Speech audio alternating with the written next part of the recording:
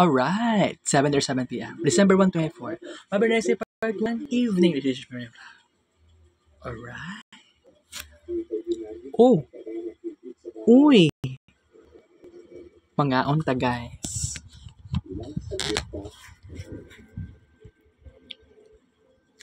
Okay, ato na nipadako ng camera para maiba naman tayo. Skinny pod, diba? Para maiba naman tayo, guys. Okay? Kaon. Crispy na ang kulba lang tilapia. Ako yung nag-favor ko sa iya, guys.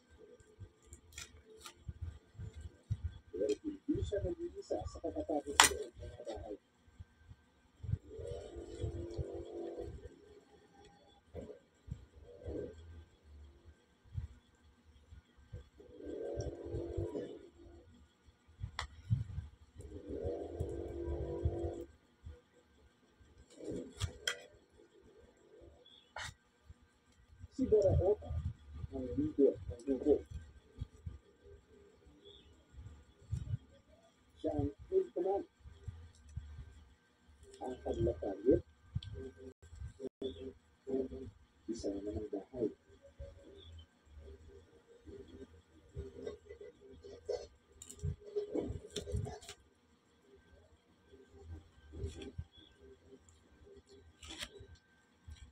At dahan-dahan nila itong papasukin.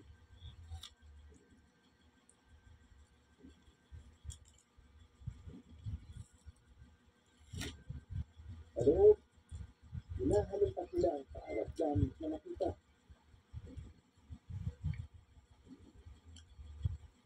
Ang mahihina nila kasama. Bukod sa pag-iilot ay umaasa na lang muna sa mga pagkain na nalalagyan nila sa bahay. Pero kung bibigyan mo sila,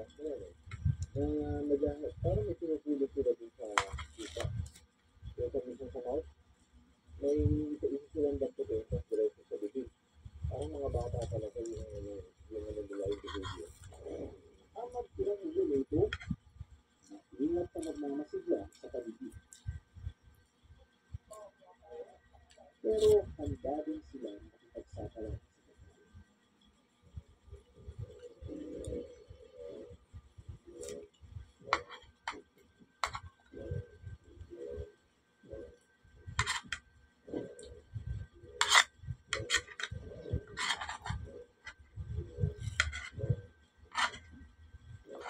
Sa gustuhan ng residente na hindi na napermiso, nakaisip pa rin silang lumaban. Bakit yung pamilya dito? Tapos langyan ko lang tayo. Yung kanin ni Lalo niya, binuktan niya. Bilangyan ko lang tayo dito, ang ganang ko sa loob. Tapos pagpasok ng kamay niya, nila ko. Dili, nakataling ka sa bakbo siya. Ayaw namin, nakataling ka. Katunayan, isang pagbulatag ang nabiktima. Patilayan ito ang kanakanan dahil sa traffic. Unom ko tsara kanon.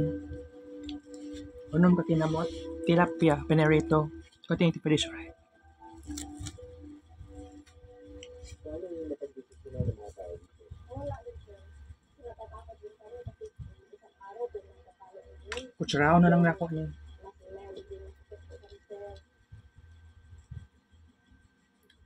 Kung nga ganitong tanghali, hindi sa makatulog.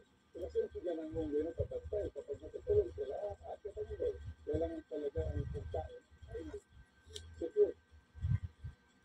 Dahil kasi nakangituloy na naman sa lugar, ang mga residente hindi na ng tulog sa iba na pamakalaan.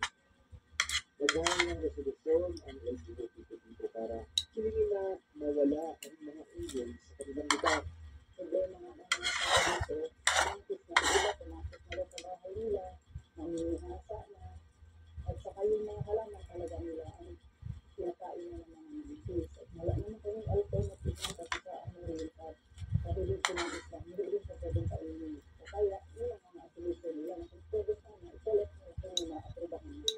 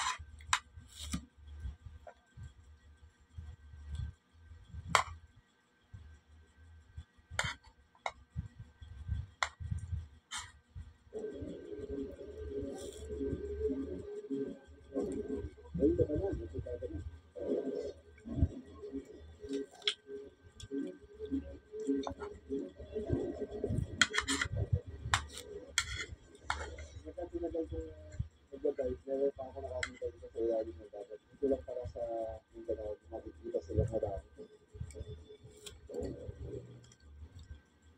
Itong lugar nito, ang sinasabing habitat ng isang napakalaking sawa na kumain daw ng kambing.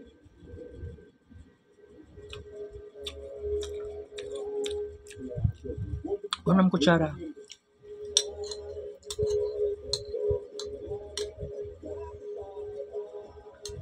Sa mga pagkakataon, tutok na si ang natatagong ganda ng Cebu at Pasilan.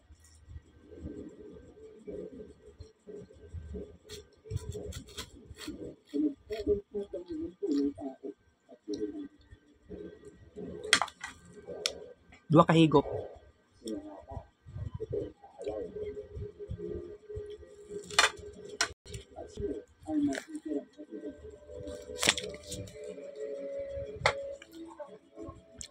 Matapos ng Saysay Park guys, suoton ko na pag muli kong balay niya, bulingon na siya. Kini ang pulingon ako sa nina. Good night, sweet dreams. Kita-kits mo to siya. 7:44 AM. Happy Sunday, happy weekend, adios.